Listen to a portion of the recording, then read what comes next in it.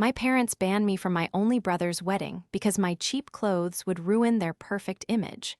So, I booked a luxury flight to Tokyo instead, only to watch a viral video of the bride violently slapping my mother. This is where the story truly begins, and you won't want to miss what happens. Make sure you're subscribed to see it through to the end, and let us know in the comments, where in the world are you watching from today? The flu had been ravaging my system for 3 days, leaving me curled up on my faded living room sofa, surrounded by empty tea mugs and crumpled tissues. My head was pounding with a relentless, rhythmic ache, and every muscle in my body felt as though it had been subjected to a grueling marathon. At 31, I had built a quiet, comfortable life for myself as a freelance data architect. It was a career that afforded me significant financial freedom, but allowed me to work exclusively from the comfort of my own home in cozy, oversized sweaters and worn-in yoga pants. I preferred comfort over couture. I always had. The soft, cheerful chime of my phone vibrating against the wooden coffee table pierced the quiet of my apartment. I squinted at the bright screen, my eyes watering from the harsh light. It was my father, Cameron. I cleared my throat, trying to sound more alert than I felt. "Hi, Dad," I rasped, my voice barely more than a scratchy whisper. "I know I missed the rehearsal dinner, but I'm pumping myself full of vitamins. I promise I'll be well enough for the ceremony on Saturday." There was a long, heavy pause on the other end of the line. I could hear the faint, muffled sounds of a television in the background and the distinct clinking of ice in a glass. My father was stalling. "Amelia," Cameron began, his voice adopting that tight, overly formal tone he only ever used when he was about to deliver bad news or ask for a massive favor. "Listen, sweetheart, your mother and I have been talking, and well, we've been talking with Tiffany, too." Tiffany, my brother Miles's soon-to-be wife. Just hearing her name sent a fresh wave of nausea rolling through my stomach that had nothing to do with the flu. "Okay," I said slowly, pulling a thick knit blanket tighter around my shivering shoulders. "What did you and Amelia and Tiffany talk about?" My father sighed, a sharp, exasperated sound. "It's about the wedding, Amelia, the aesthetics of it. Tiffany has a very specific vision for her big day. You know how important appearances are to her family. They mingle with a very elevated crowd." "I know, Dad. I bought the bridesmaid dress she picked out. Didn't I the one that cost an exorbitant amount and happens to be the most unflattering shade of mustard yellow ever manufactured? I have it hanging on my closet door right now." "It's not just the dress, Amelia," Cameron interrupted, his voice growing sharper, losing its faux gentle edge. It's your whole presentation, your overall look. You don't put effort into yourself. You wear those cheap clothes, the baggy jeans, those scuffed boots. You don't wear makeup. You don't style your hair professionally. Tiffany is worried." "Worried about what?" I asked, a cold, hard knot beginning to form in the center of my chest, pushing past the fog of my illness. "Worried I'm going to wear my scuffed boots to the altar. Dad, it's a formal event. I know how to dress myself." "She's worried about the candids, Amelia." Cameron blurted out, clearly frustrated that he had to explain this to me. "The pre-wedding photos, the rehearsal brunch tomorrow, the morning of preparations. She has professional videographers capturing every second of the weekend. She feels, and your mother and I agree, that your lack of refinement is going to stand out. It's going to reflect poorly on us. We need a perfect image this weekend, Amelia. We are hosting very important people." I sat frozen, the phone pressed hard against my ear. The silence stretched between us, thick and suffocating. My own parents were calling to tell me that my mere presence, my natural face, my comfortable lifestyle was a humiliating liability to their social climbing. "Are you telling me," I whispered, the words tasting like ash in my mouth, "that I am not allowed to attend my only brother's wedding? Because you and Tiffany don't like my everyday clothes?" "Don't be dramatic, Amelia," Cameron huffed, immediately going on the defensive. "We just think it's best if you sit this one out. You're sick anyway. It works out perfectly. Rest up. We'll send you a slice of cake." It's just one weekend, and it means the world to Miles to have it go perfectly. He didn't even wait for me to agree. He mumbled a hurried goodbye and disconnected the call, leaving me listening to the hollow, mocking dial tone. The betrayal was worse than the diagnosis itself. I sat in the dim light of my living room for hours, the phone resting heavily in my lap. The fever that had been burning through me seemed to evaporate, replaced by a chilling, absolute clarity. I had been erased. Not because of a terrible argument, not because of a deep moral failing, but because I didn't look expensive enough for a background shot in a wedding video. Desperation, foolish and naive, made me dial my brother's number. Miles and I had once been inseparable. When we were children, we built forts in the backyard and swore we would always protect each other. I needed to hear him say that this was a misunderstanding, that our father had overstepped, that Miles wanted his sister beside him on the most important day of his life. He answered on the fourth ring. Loud music and the chatter of a crowded room echoed through the speaker. "Amelia, hey, can make this quick. We're at the welcome mixer." "Miles," I said, my voice remarkably steady despite the trembling in my hands. "Dad just called me. He told me I'm not welcome at your wedding." There was a shuffling sound, a door closing, and then the background noise became muffled. Miles sighed. It wasn't a sigh of surprise, it was a sigh of deep, profound annoyance. "Look, Amelia, Dad shouldn't have been so blunt, but you have to understand where we're coming from," Miles said, his tone dripping with a rehearsed condescension.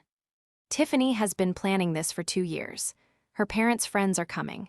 People who invest in things, people who matter. And you, well, you show up to family dinners looking like you just rolled out of bed.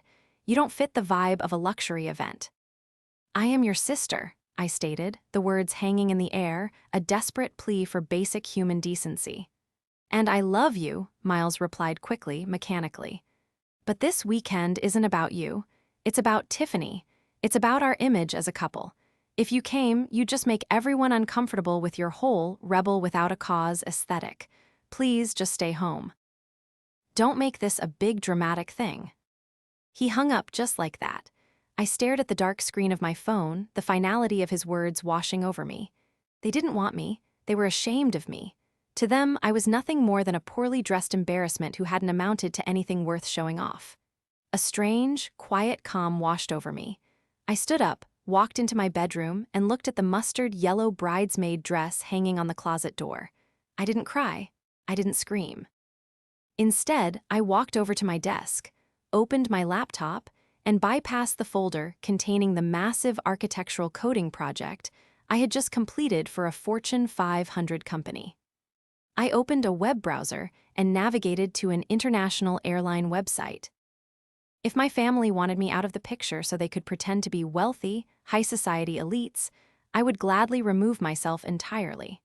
I clicked on the first-class options.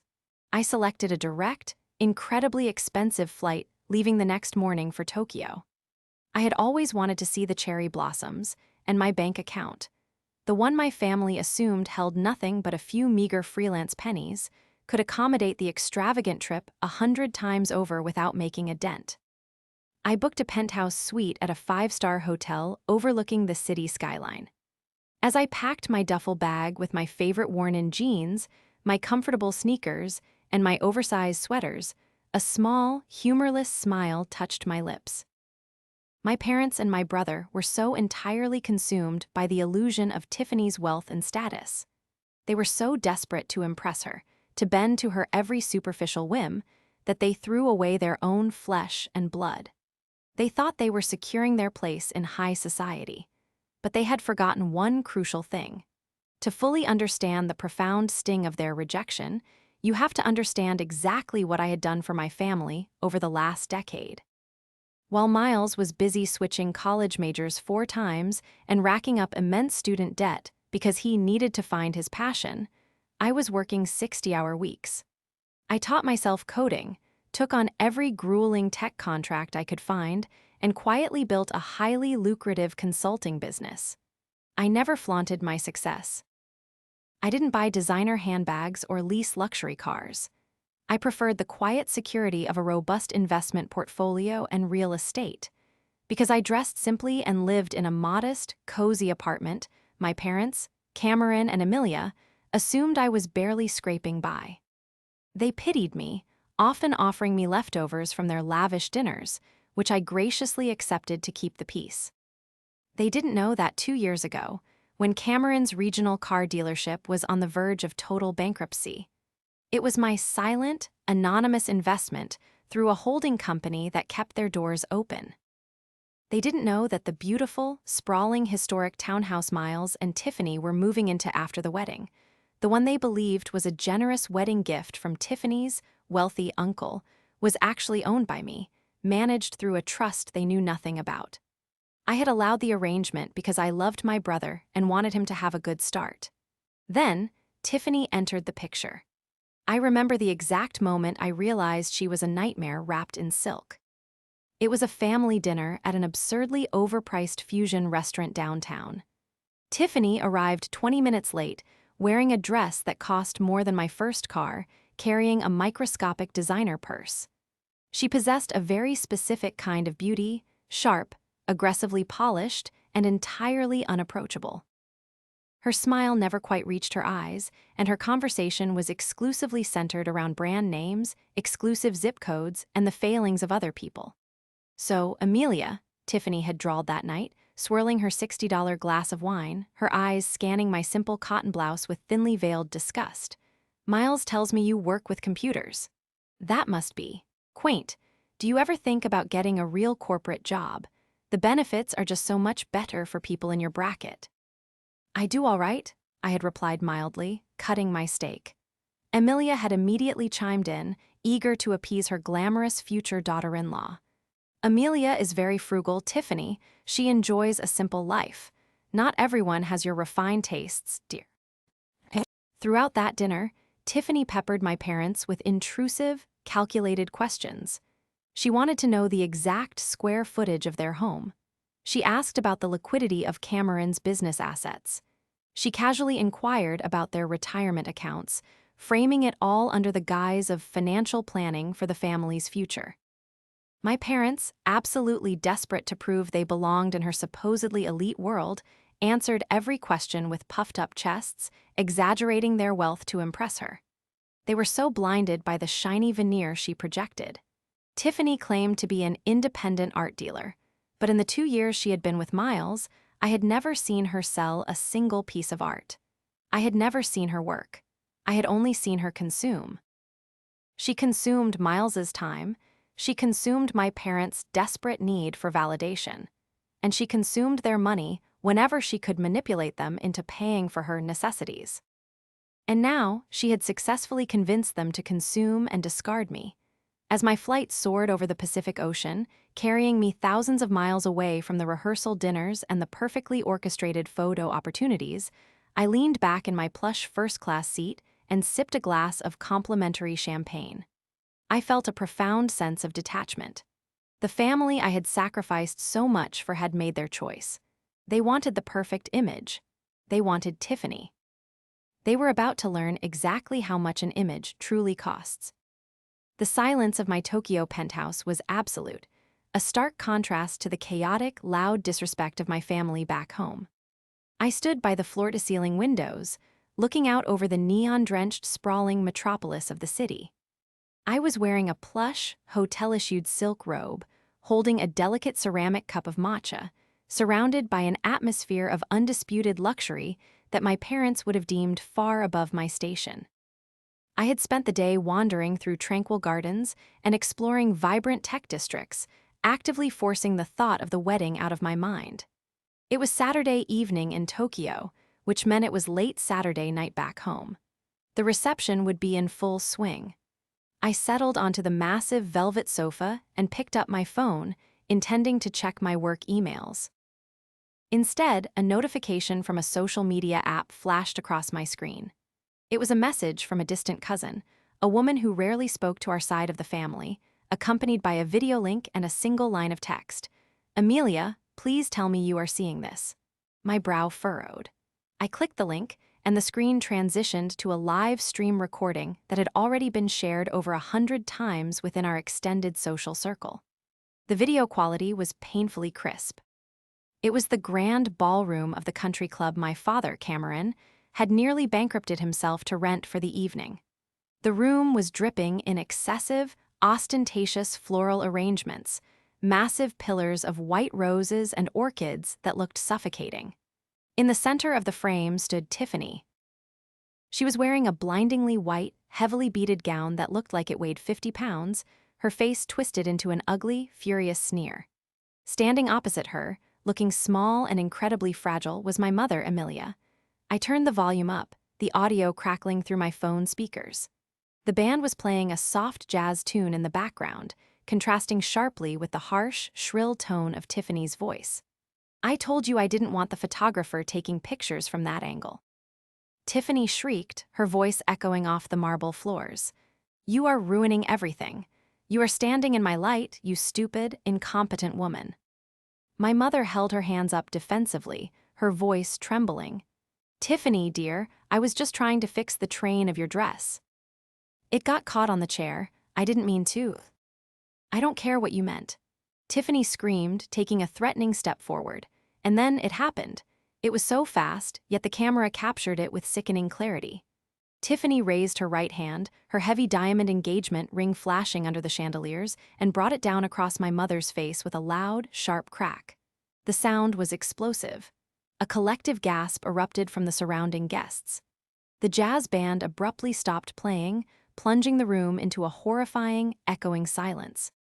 My mother stumbled backward, clutching her cheek, her eyes wide with unadulterated shock and humiliation. And Miles, my brother, the man who had banished me to protect this woman's delicate sensibilities. He stood 3 feet away, holding a glass of champagne, his mouth hanging open, doing absolutely nothing. He didn't rush to our mother. He didn't push Tiffany away. He just stood there, paralyzed by the monster he had just legally bound himself to. I watched the 10-second clip 4 times. The initial wave of hot, blinding rage that washed over me was quickly replaced by an ice-cold, hyper-focused clarity. I set my phone down on the glass coffee table. My hands were no longer shaking. I wasn't the sick, hurt sister anymore. I was a strategist, and they had just declared war on my mother. They wanted a perfect image. They wanted high society. But they had forgotten one crucial thing. I held the keys to their entire financial reality. I walked over to my luggage, unzipped the hidden compartment, and pulled out my heavy-duty, encrypted workstation laptop. I didn't bother with a standard internet browser. I booted up my secure networks, logged into my private servers, and began to run the name Tiffany Vance through every public and private financial registry I had access to. She claimed to be an heir to old money. She claimed to run a high-end, independent art dealership. I started there. Within 45 minutes, my fingers flying across the glowing keyboard, I found the business registration. The LLC had been formed 3 years ago. I pulled the public tax filings. Revenue for the last 3 years, $0. Active liens against the business, 3, totaling over $80,000 in unpaid state taxes. "Old money," I whispered to the empty room, a dark, humorless laugh escaping my lips. I needed more. I needed the kind of dirt that wasn't just sitting in public tax portals. I opened a secure messaging application and typed out a message to a man named Marcus. Marcus was a highly specialized private investigator I frequently contracted when my corporate clients needed deep-dive vetting on potential merger acquisitions. He was expensive, ruthless, and incredibly thorough. "Marcus," I typed, "I need an emergency, full-spectrum background check. Financials, civil judgments, previous addresses, known aliases, everything. Target name is Tiffany Vance, recently married to Miles Redacted. I am authorizing a triple-rate retainer for immediate delivery." I hit send. Then I prepared myself for the first strike. It was 2:00 a.m. in Tokyo when I dialed my brother's number. By my calculation, the disastrous reception would be ending, or perhaps had already been shut down by the country club management after the assault. The phone rang 6 times. I was about to hang up and call my father when the line clicked open. "Amelia." Miles's voice was a ragged, exhausted croak. He sounded like a man who had just survived a shipwreck, only to realize he was stranded on a deserted island. "I saw the video, Miles," I said, my voice completely devoid of emotion. I didn't yell. I didn't cry. I spoke with the clinical precision of a surgeon holding a scalpel. There was a heavy, suffocating silence on the line. I could hear a door closing, and then the sound of Miles pacing back and forth on a hardwood floor. It's not what it looks like, Amelia, he stammered, the words tumbling out in a pathetic, desperate rush. You have to understand the context. Tiffany was under an immense amount of pressure. The caterers messed up the appetizers, the photographer was being difficult, and Mom just kept hovering. She stepped on Tiffany's dress. It was a reflex action, a high-stress reflex. Tiffany is crying hysterically in the bathroom right now. She feels terrible. A wave of absolute disgust washed over me. A reflex action. I repeated, letting the words hang in the air so he could hear exactly how absurd they sounded. She struck our mother across the face in front of 200 people, Miles. She assaulted the woman who paid for that disgustingly extravagant dress. And you stood there and watched. You weren't there. Miles suddenly shouted, his guilt instantly transforming into defensive anger. You don't know what it's been like. You sit in your little apartment in your cheap clothes and judge us, but you don't know the circles Tiffany moves in, the expectations. Before I could tear into that ridiculous statement, I heard a scuffle on the other end of the line. A muffled argument, the sound of the phone changing hands, and then the sharp, grating voice of the bride herself. Why are you calling, Amelia? Tiffany snapped, her tone dripping with venom and entirely lacking the hysterical tears Miles had just claimed she was shedding. Are you enjoying this? Calling to gloat because you were too poor and embarrassing to be invited. We are dealing with a family matter. Your mother ruined my dress and caused a scene.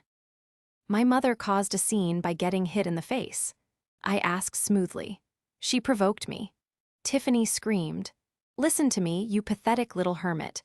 Miles and I are married now. We are a unified front. You are entirely cut out. Do not call this number again, or I will file harassment charges against you. I have lawyers on retainer that cost more than you make in a decade. I leaned back against the plush velvet sofa, taking a slow, deliberate sip of my cold tea. It was time to pull the first thread. Lawyers on retainer. I mused aloud. That's fascinating, Tiffany. How exactly do you pay those expensive lawyers? Do you use the same checking account that currently has a negative $400 balance? Or do you put it on the credit card that has been in default for 6 months? The silence on the other end was instantaneous and absolute. It was the sound of a predator realizing they had just stepped into a steel trap. I don't know what you're talking about, Tiffany stuttered, the aggressive edge completely vanishing from her voice, replaced by a thin, wavering panic. I'm talking about the $80,000 in state tax liens against your fake art dealership, Tiffany. I continued, my voice steady, relentless. I'm talking about the fact that your parents' estate is a 2-bedroom rented condo in a low-income bracket neighborhood, and they are currently 3 months behind on rent. You don't have old money. You don't have any money. You're hacking me? Tiffany shrieked, her voice pitching into a hysterical frequency that forced me to pull the phone away from my ear. Miles, she's hacking my bank accounts. She's a psychotic, jealous freak.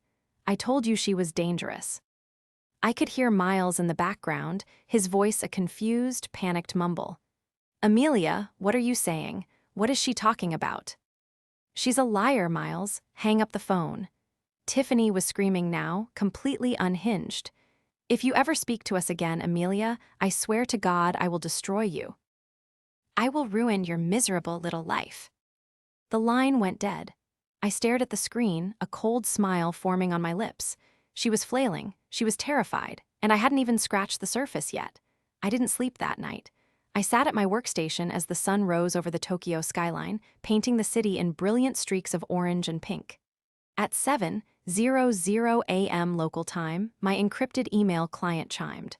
Marcus had delivered the master file. I downloaded the heavy PDF document and began to read.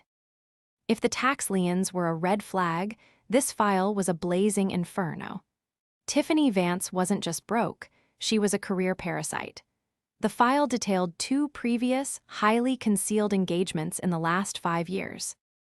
In both instances, Tiffany had isolated the men from their families. convinced them to take out massive personal loans to fund lavish lifestyles and extravagant wedding plans, and then abandoned them mere weeks before the ceremonies, leaving them financially ruined. There was a civil judgment against her from fiancé number 1 for credit card fraud. There was a restraining order from the mother of fiancé number 2, whom Tiffany had allegedly threatened when the mother began questioning her finances. And then, I found the most crucial piece of the puzzle: the financial cornerstone of her marriage to Miles. Tiffany had convinced my brother that her incredibly wealthy, reclusive Uncle Arthur had purchased the magnificent, historic townhouse in the city's most exclusive district as a wedding gift. It was where they were supposed to move in upon returning from their honeymoon. The plan, according to Marcus's deep dive into her recent loan applications, was for Tiffany to use the marriage certificate to establish joint residency and immediately take out a massive home equity line of credit against the property to pay off her debts. She thought she had secured a multi-million-dollar asset. My phone vibrated violently on the desk. It was Miles. I answered it on the first ring. "Amelia," Miles said, his voice hard, defensive, and shaking with forced anger. "I don't know what kind of sick game you're playing, but it stops right now. Tiffany has been crying for hours. She explained everything. Her accountant made a filing error with her taxes 2 years ago, and she's already in the process of suing him. You illegally looked up out-of-date information just to try and ruin our wedding night." He was completely, desperately under her spell. He needed her reality to be true so badly that he was willing to ignore the violence he had witnessed with his own eyes. "Miles," I said softly, refusing to match his anger. "Are you sitting down?" "I'm not playing this game, Amelia," he shouted. "We are packing our bags. We are going to the townhouse to drop off the gifts, and then we are leaving for the airport for the honeymoon. Do not contact me again." "I just sent you an email, Miles," I said, my fingers hovering over the keyboard. "I want you to open it while I am on the phone." "I'm not opening anything from you. Tiffany said you probably attached a virus to it." "Open the email, Miles," I commanded, projecting every ounce of authority I possessed. "Or I promise you, the life you think you have will be over by noon. Open it." I heard a heavy sigh, followed by the clicking of a laptop trackpad. "Fine, I'm opening it. It's a PDF, happy." "Scroll to page 12, I instructed. I waited, listening to the silence on the line. I heard him scrolling. I heard a sharp intake of breath. What is this?" Miles whispered, the false bravado entirely draining from his voice. "That is a civil judgment for fraud, Miles. Filed 3 years ago by a man named David Hensley. He was Tiffany's previous fiancé. She maxed out 4 credit cards in his name and disappeared." "No," Miles gasped. "No, this is fake. You fabricated this." "Scroll to page 22, I pushed relentlessly. "That is a sworn affidavit and a restraining order from the mother of fiancé number 2. Read the highlighted paragraph, Miles. Read what Tiffany did when the mother confronted her." In the background, I heard a door slam open. Tiffany's voice pierced the audio. "Who are you talking to? Are you talking to her? I told you not to look at anything she sends." "Tiffany, stop," Miles said, his voice trembling. "What is this? Who is David Hensley?" A piercing scream erupted through the phone. "Don't look at that." "She's lying. She paid someone to make those documents. Give me the laptop, Miles." I heard the sound of a struggle, a crash as something hit the floor, and Miles shouting, "Get off me, Tiffany. Let go of it." The spell was breaking. The foundation of lies was fracturing under the weight of irrefutable, documented truth. But I knew that as long as she was physically in the room with him, crying and manipulating, she still had a chance to spin it. I needed to finish this in person.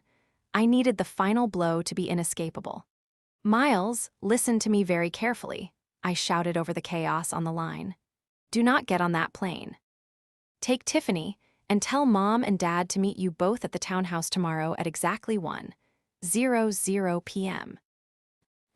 "Amelia, I can't," Miles sobbed, his entire world collapsing in real time. "The townhouse, Uncle Arthur."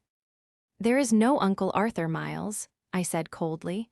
And I highly suggest you bring the keys to that house. I'll see you tomorrow. I hung up the phone. I didn't hesitate. I opened my airline app and booked a seat on the very next direct flight from Tokyo to home. It was time to show my family exactly who the real architect of their lives was. The flight back from Tokyo was a grueling 14 hours, but the adrenaline pulsing through my veins kept exhaustion at bay. By the time my town car pulled up to the curb of the sprawling, historic townhouse in the city's most affluent district, it was precisely 12:55 p.m. The sky was an unforgiving, bright blue, casting sharp shadows across the manicured lawns. I stepped out of the car, wearing the same comfortable jeans and oversized sweater I had left in, my worn sneakers silent against the pavement.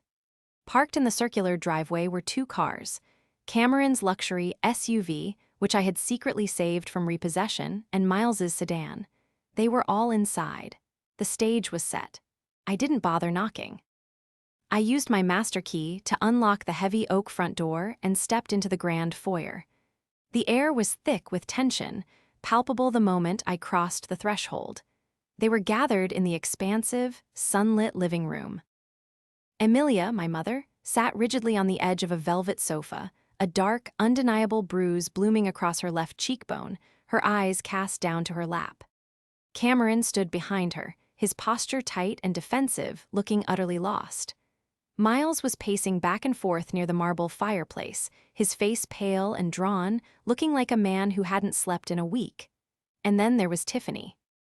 She was standing near the floor-to-ceiling windows, wearing a designer silk blouse and clutching a high-end handbag like a shield.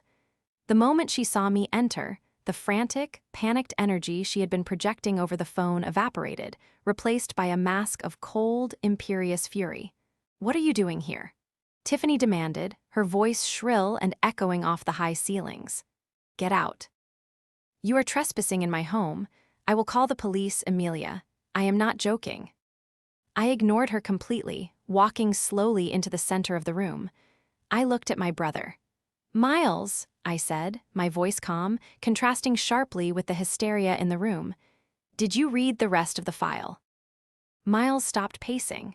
He looked at me, his eyes wide and hollow, then looked at Tiffany. He didn't speak.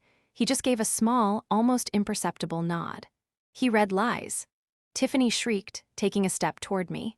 Fabricated, jealous lies from a bitter, lonely woman who couldn't stand that her brother was marrying into a better class. "This is my house, Emilia. Uncle Arthur gave it to us, and you are not welcome here." Cameron finally spoke up, his voice hesitant, laced with a fear he was trying desperately to hide. "Emilia, what is going on? Miles showed us some documents you sent about Tiffany's past and about this house." "They are fake, Cameron," Tiffany insisted, turning her venom on my father. "She's a hacker. She faked them because she's poor and pathetic and wants to ruin my life." I reached into my duffel bag and pulled out a thick, legal-sized envelope. I didn't hand it to Tiffany. I walked past her, ignoring her outstretched hand, and handed it directly to my father. "Those are the certified deeds to this property, Dad," I said quietly, the words dropping like stones into the silent room. "Along with the complete trust documentation." Cameron's hands shook slightly as he opened the envelope. He pulled out the heavy parchment papers, his eyes scanning the dense legal text. Emilia looked up, her hand instinctively moving to cover the bruise on her face. "What does it say, Cameron?" she whispered, her voice trembling. Cameron looked up, his face entirely devoid of color. He looked from the papers to me, then to Tiffany, and back to me. "The owner, the primary beneficiary of the trust that holds this deed." He swallowed hard. "It's Emilia." The silence that followed was absolute. It was the sound of a carefully constructed reality shattering into a million irreparable pieces. "No," Tiffany gasped, the color draining from her face. The mask finally slipped, revealing the terrified, desperate grifter underneath. "No, that's impossible. Uncle Arthur." "There is no Uncle Arthur, Tiffany," I said, my voice carrying the full weight of the truth. I turned to face her fully, my eyes locking onto hers. "There never was. You found Miles, a desperate people-pleaser, and you realized you could manipulate him into thinking you were an heiress. You saw this house, assuming he had wealthy connections, and you plan to use it to secure loans to pay off the $80,000 in tax liens and the outstanding judgments against you from the two other men you tried to con. You're lying. Tiffany screamed, her voice cracking, completely unhinged. She lunged forward, her hands raised, the exact same motion she had used to strike my mother. But I was ready. I didn't flinch. I stood my ground, my posture relaxed but immovable. Miles moved faster than I had ever seen him move. He intercepted her, grabbing her arms and pushing her back firmly. "Don't you dare touch my sister," Miles snarled, a raw, furious protective instinct finally breaking through the fog of her manipulation. "Don't you ever raise a hand to anyone in my family again." Tiffany stared at him, stunned. The realization that she had lost her pawn, her leverage, and her prize all in one swift stroke finally hit her.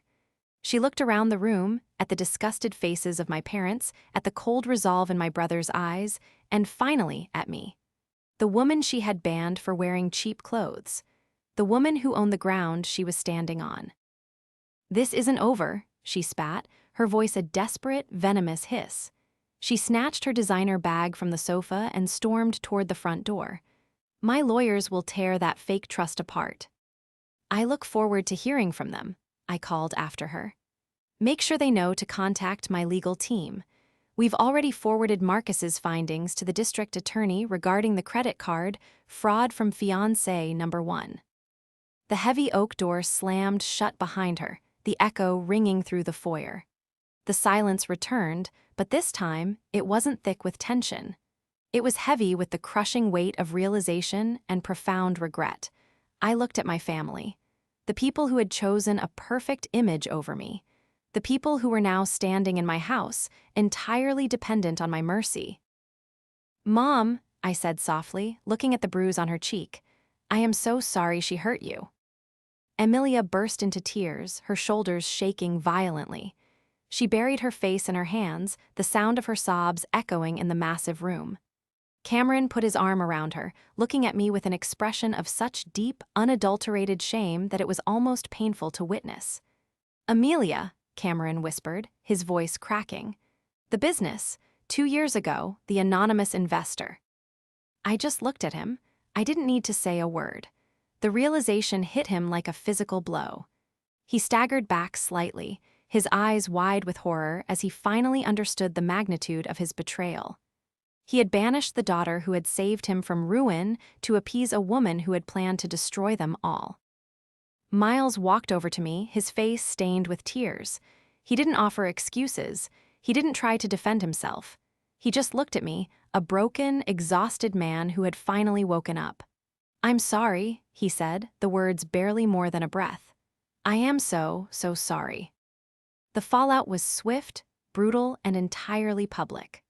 Armed with Marcus's extensive dossier, I didn't just ensure Tiffany was removed from our lives. I ensured she couldn't do this to anyone else.